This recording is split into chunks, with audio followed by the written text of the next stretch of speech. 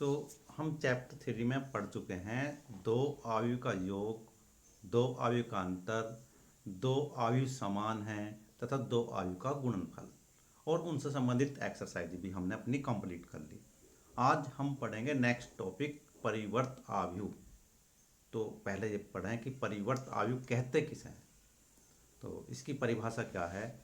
यदि किसी आयु एक ही पंक्तियों को स्तंभों में या स्तंभों को पंक्तियों में परिवर्तित कर दिया जाए और उससे प्राप्त जो आयु होता है उस आयु को आयु ए का परिवर्त आयु कहते हैं और इसको ए डैश द्वारा व्यक्त करते हैं।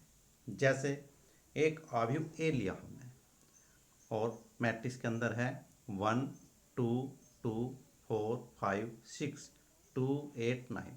अब इस आयु का परिवर्त आयु ज्ञात करना है तो हमने आयु ए की पहली पंक्ति 1 2 2 को अब जो परिवर्त आयु बना रहे उसके स्तंभ में परिवर्तित कर दिया 1 2 2। इसी प्रकार दूसरी पंक्ति को दूसरे स्तंभ में और तीसरी पंक्ति को तीसरे स्तंभ में। तो इस प्रकार जो आयु हमें प्राप्त हुआ इस आयु को आयु ए का परिवर्त आयु कहते हैं और इसको ए डैश से व्यक्त करते हैं। परिवर्त आयु के गुण।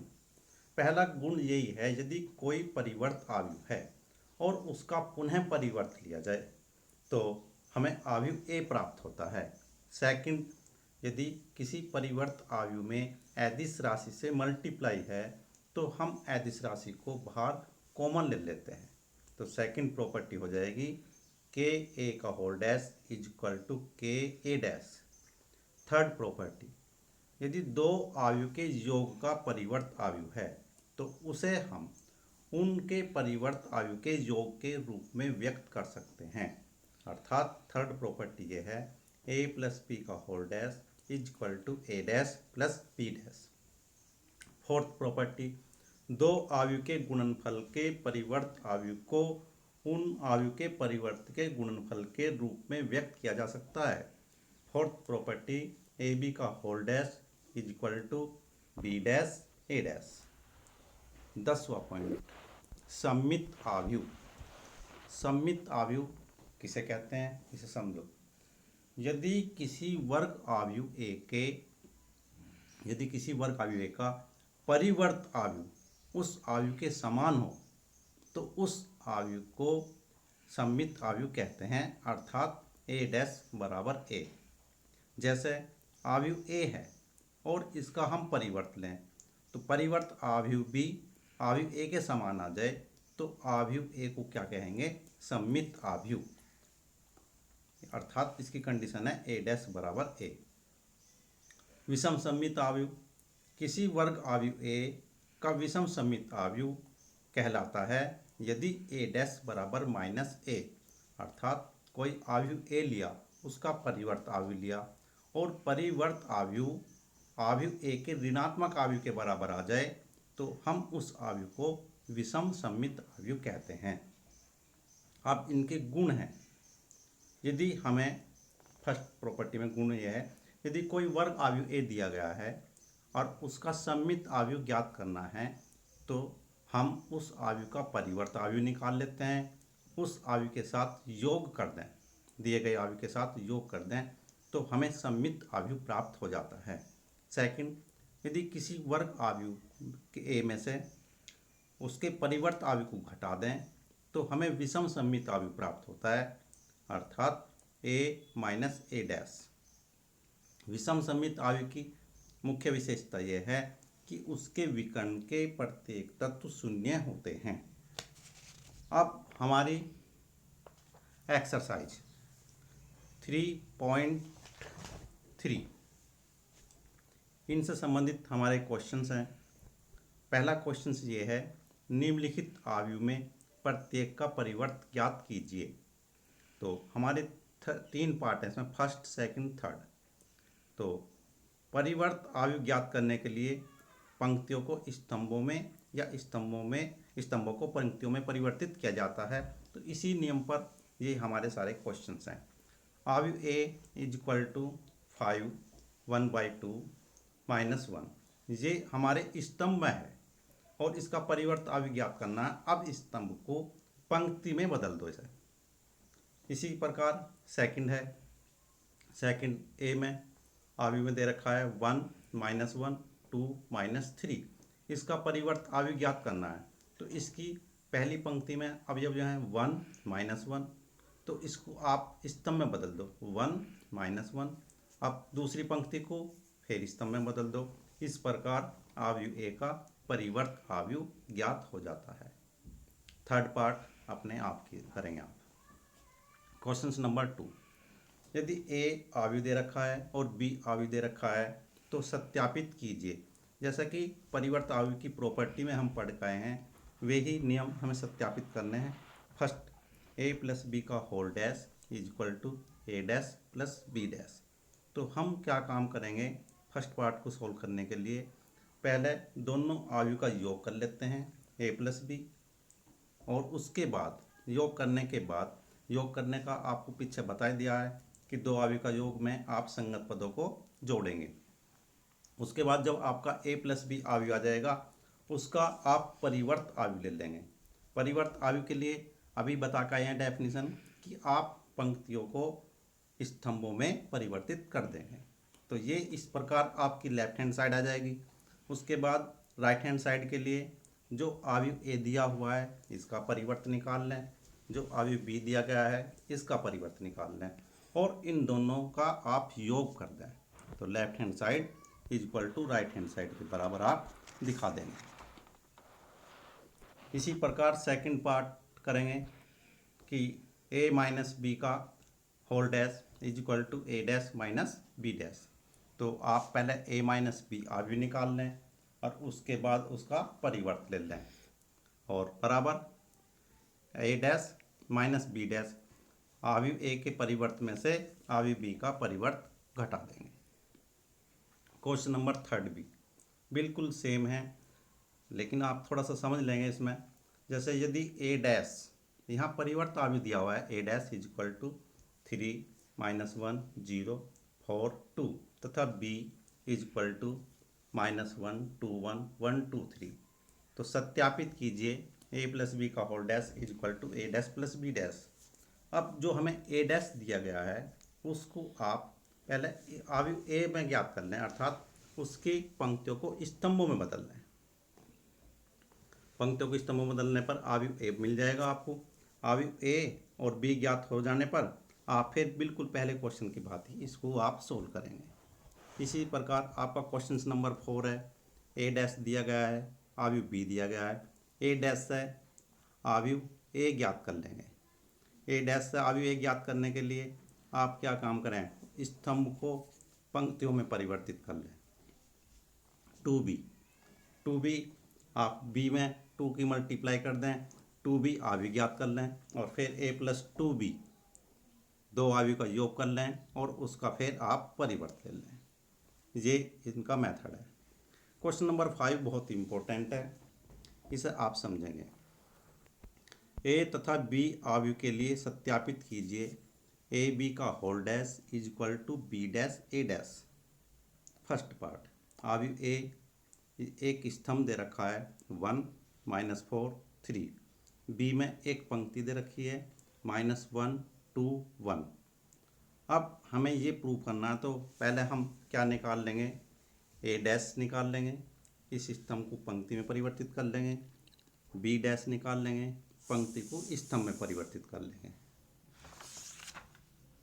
Left hand side A B dash, तो ज्ञात करने के लिए हम पहले ए बी निकालते हैं। ए बी अवयव ए और बी दोनों की गुणा करते हैं। ध्यान दें, एक स्तंभ और एक पंक्ति है, तो पहले हम स्तंभ की पहले स्तंभ एक पंक्ति में जो आपकी 1 -4 3 और आपका पंक्ति है -1 2 1। अब इनकी मल्टीप्लाई करते हैं, क्योंकि इनके आगे के जो कॉलम है वो 0 0 हैं। 1 -1 और -4 की मल्टीप्लाई -1 से करेंगे 4, 3 की मल्टीप्लाई -1 से करेंगे -3। इसी प्रकार अब ये इस आपके स्तंभ के सभी अवयवों की ऐसी क्रमानुसार मल्टीप्लाई कर कर हम ए बी ज्ञात करते हैं। ए बी ज्ञात करने पर परिवर्त आव्यूह ज्ञात करेंगे, तो इसकी पंक्तियों को स्तंभों में परिवर्तित कर देते हैं। इसी अब दायां पक्ष बी डैश ए डैश, अब बी डैश आप और ए डैश इसकी मल्टीप्लाई करेंगे। इस प्रकार लेफ्ट हैंड साइड और राइट हैंड साइड के बराबर हो जाएगी। अब सिद्ध कीजिए कि एक आव्यूह ए दे रखा है कि यह एक सममित आव्यूह है। कोई आव्यूह सममित आव्यूह कहलाएगा यदि वह अपने परिवर्त आव्यूह के बराबर हो। अब हम इस आव्यूह का परिवर्त लेंगे, अर्थात इसकी पंक्तियों को स्तंभ में परिवर्तित कर देंगे। पंक्तियों को स्तंभों में परिवर्तित कर देने पर हम यह देखते हैं कि हमें आव्यूह ए ही प्राप्त हो जाता है। अतः कंडीशन परिभाषा में दी गई थी कि यदि कोई आव्यूह सममित आव्यूह है तो वह अपने परिवर्त आव्यूह के बराबर होता है, अर्थात ए डैश बराबर ए। अतः दिया गया आव्यूह एक सममित आव्यूह है। सिद्ध कीजिए आव्यूह ए एक विषम सममित है। ये आव्यूह एक विषम सममित आव्यूह है, तो दिए गए आव्यूह का परिवर्त आव्यूह लेते हैं और परिवर्त आव्यूह लेने पर इसमें से ऋणात्मक ऋणात्मक जो चिन्ह है हम कॉमन लेंगे और चिन्ह कॉमन लेने के बाद हमें आव्यूह ए ही मिल जाएगा, अर्थात ए डैश बराबर माइनस ए। जैसे कि विषम सममित आव्यूह की परिभाषा ये है, यदि कोई आव्यूह विषम सममित आव्यूह है तो वह अपने परिवर्त के ऋणात्मक के बराबर होता है। विषम सममित आव्यूह की मुख्य विशेषता यह भी होती है उसके विकर्ण का प्रत्येक तत्व शून्य होता है। क्वेश्चन नंबर 8, यदि एक आव्यूह दिया हुआ है ए 1 5 6 7 के लिए सत्यापित कीजिए कि ए प्लस ए डैश एक सममित आव्यूह है, ए माइनस ए डैश एक विषम सममित आव्यूह है। तो किसी आव्यूह का सममित आव्यूह ज्ञात करने के लिए हम क्या काम करते हैं, उस आव्यूह का परिवर्त निकालते हैं और आव्यूह और परिवर्त के योग से जो आव्यूह मिलता है वह सममित आव्यूह प्राप्त होता है। इसी प्रकार विषम सममित आव्यूह ज्ञात करने के लिए किसी आव्यूह का आव्यूह ए दिया हुआ है उसका परिवर्त निकालते हैं, आव्यूह ए में से परिवर्त आव्यूह को घटा दें तो विषम सममित आव्यूह प्राप्त होता है। अब ए प्लस ए डैश ये बराबर हमने पी के मान लिया, पी एक सममित आव्यूह है तो यह अपने परिवर्त आव्यूह के बराबर होगा, अर्थात पी बराबर पी डैश।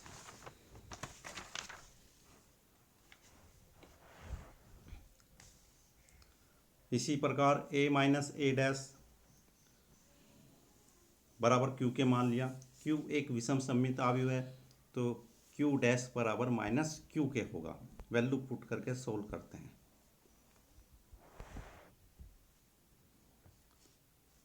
क्वेश्चन नंबर 10, विषम निम्नलिखित आव्यूह को एक सममित आव्यूह तथा एक विषम सममित आव्यूह के योगफल के रूप में ज्ञात कीजिए।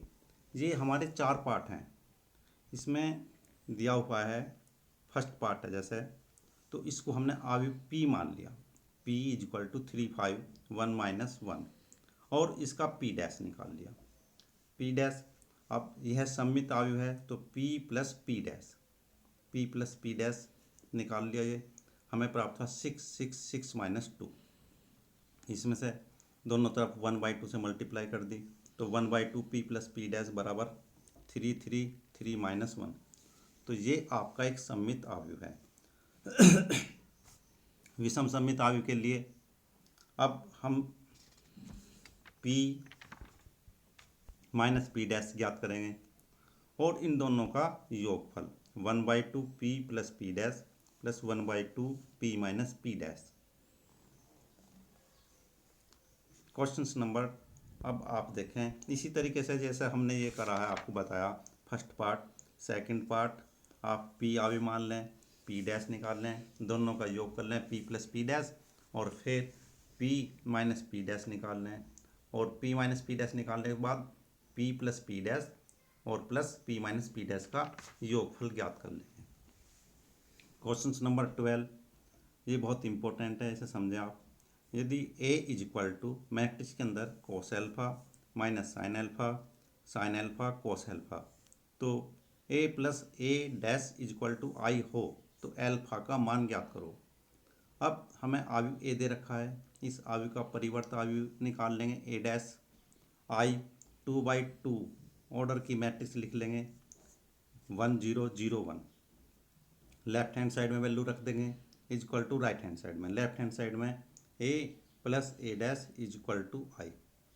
वैल्यू रखने पर लेफ्ट हैंड साइड में तो दो आयु का योग है, तो जब हम जोड़ दें संगत पदों को 2 कोस एल्फा 0 0 2 कोस एल्फा 1 0 0 1। दो आयु समान है तो संगत पद समान होंगे, तो 2 cos alpha is equal to 1, इसलिए cos alpha is equal to 1/2। Cos alpha cos के पदों में 1/2 मान कोस 60 डिग्री अर्थात π/3, तो cos alpha is equal to cos π/3 और एल्फा इज इक्वल टू π/3।